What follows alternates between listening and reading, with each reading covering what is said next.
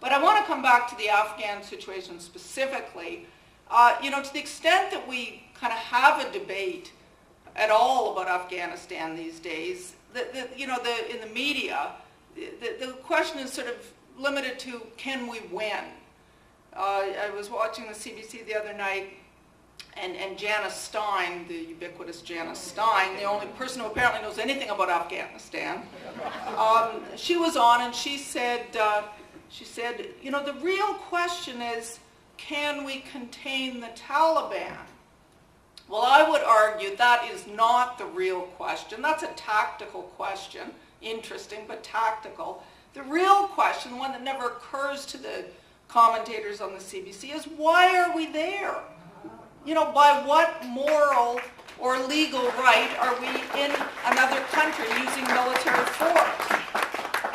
Now, the Manley report, which is the clearest articulation of the pro-war position, I think it's interesting to take a look at it because it's really kind of obviously it was an inside job, right? I mean, obviously Manley was selected because his views were clearly known to the Harper government. He's clearly pro-war. That had been stated publicly before he was appointed to head that commission. Also, he's very pro-U.S., as were some key other members of his inquiry.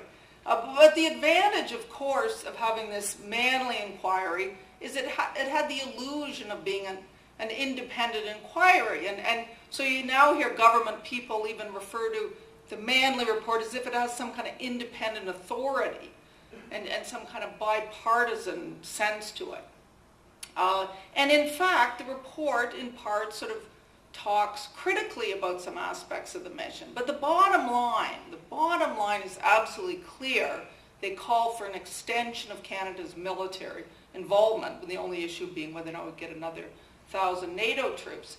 Now, I would argue that the Manley document is a very cagey and dishonest document because it basically tries to make the war palatable to Canadians by presenting Afghanistan as kind of the good war.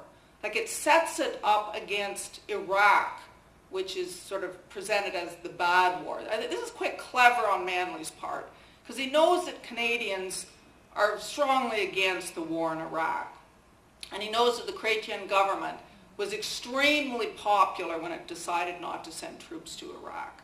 So they play on that and they talk about Iraq as being bad, but Afghanistan being good, and they keep mentioning the UN and NATO and all those things. Well, let me first of all just point out that, in fact, if you look at international law, what you would quickly see is that both the invasion of Afghanistan and the invasion of Iraq are both completely illegal under international law. In that they were both carried out without the approval of the UN Security Council. Now, we all know the story of Iraq and how Bush tried to get the Security Council approval and couldn't get it and then invaded anyway. But the story of Afghanistan is sort of less well known. And basically what the Manley report says, Manley report implies very clearly that Afghanistan had the support of the Security Council. And it quotes a resolution from the Security Council. But what that resolution from the Security Council talks about is that, the perpetrators of 9/11 have to be brought to justice. Well, that is the war, the language of the criminal justice system. It's the language of extradition. And we know, of course, in fact, the Taliban offered to extradite Osama bin Laden if some evidence would be provided. In other words, if international law would be followed. But of course, the Bush administration would have none of that. So in fact, the Security Council resolution authorized the criminal justice system be used to bring the perpetrators to justice. In nowhere in that resolution, I've read it very carefully, is there any mention of authorizing military action. Now, UN approval has been given to the occupation of Afghanistan after the fact, okay? Mostly because of the pressure from the Bush administration after the fact. So it now has the ongoing occupation, as well as the Karzai government, has a thin veneer of legality, I guess you could say. But let me just point out that that is exactly the same situation as it is with Iraq. Iraq was also illegal, but after the fact, the UN, again under pressure from the Bush administration, has given its approval to the ongoing occupation, mostly probably because they sense it would be very difficult not to, and it would be best to try and make the best of the situation. So both of them have ostensibly democratically elected governments, although how meaningful an election is when it's the country's under military occupation is certainly an issue. But my point is that Afghanistan and Iraq are exactly the same position in terms of international law. So what is this war? Well, I would argue it's not really a UN war in any meaningful sense. The UN was pressured into giving some kind of tacit approval after the fact. It's really a US war. Now you also hear in the Manley report and also from the Harper government, you also hear constant references to NATO. In fact, they throw around references to NATO as if it's some kind of international law, like they try and equate NATO and the UN. Well, let's remember that in fact, NATO is just a military alliance. It's not a body of international law. And that NATO, furthermore, is just a front for the US.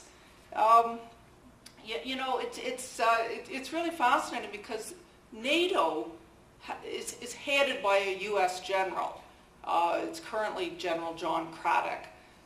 In fact, NATO has always been headed by a U.S. general ever since it was set up in 1949. You can go on their website and look at the history of the U.S. generals that have headed it. So basically, it's a U.S. operation, but it gives a kind of fig leaf of kind of an appearance of multinational support.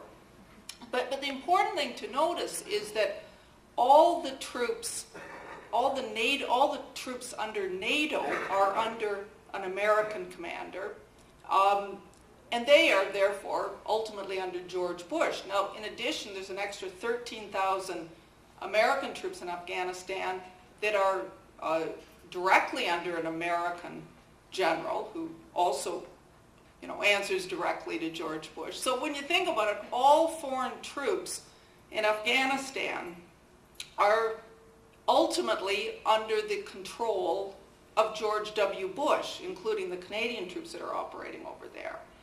So I think we can see that if, scratch a little bit and it quickly becomes clear this is a war very much run by America. So I would argue if we want to really understand what this war is about, let's skip the commentators and the Manley report and let's, listen to the people who actually, kind of envisioned it and created it. And one, of course, the Bush administration, but one place that I found a very interesting kind of elaboration of what it was all about actually was one of the Republican debates during the recent primaries in the U.S.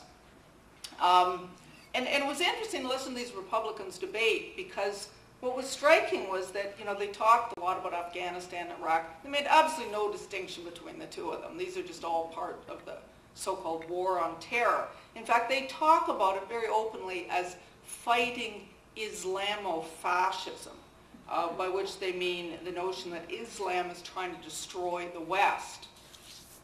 Well, it was fascinating to me watching this debate because, of course, there was this one character who's now no longer in the race, but Ron Paul, who's quite a maverick, who was, listening to all this talk of Islamofascism and just interrupts him and says, no, it's not, it's not that the Islamic radicals are trying to destroy the West. It's just they're responding to the invasion and occupation of their countries.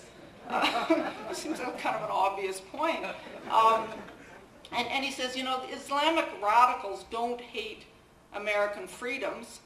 They hate American foreign policy, which, again, is kind of obvious. And he also made the point, this goes back before 9/11.